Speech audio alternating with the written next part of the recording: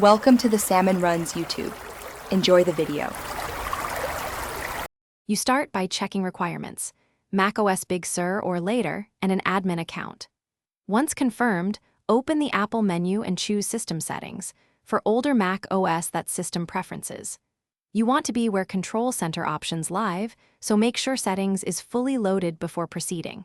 If you have multiple users, sign in as an administrator so changes persist system-wide. This avoids permission prompts later and lets you modify which items appear in Control Center right away.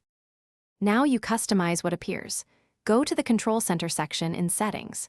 You can drag controls into the menu bar area or use toggles to show or hide items. This changes both Control Center and quick access in the menu bar. Make sure you prioritize essentials like Wi-Fi, Bluetooth, and sound for speed. If a control supports detailed options, expand it to choose defaults. Now you know why placing items in the menu bar reduces clicks and speeds workflows across apps. Finish by testing every control. Click the menu bar icons and open Control Center to confirm behavior. If a new item doesn't appear, restart System Settings first. Once done, reboot the Mac if problems persist. Make sure your account still has admin rights. Losing privileges can hide controls. One key troubleshooting tip: boot into safe mode or sign out and back in to reset interface caches. This often restores missing icons without deeper resets and keeps your custom layout intact.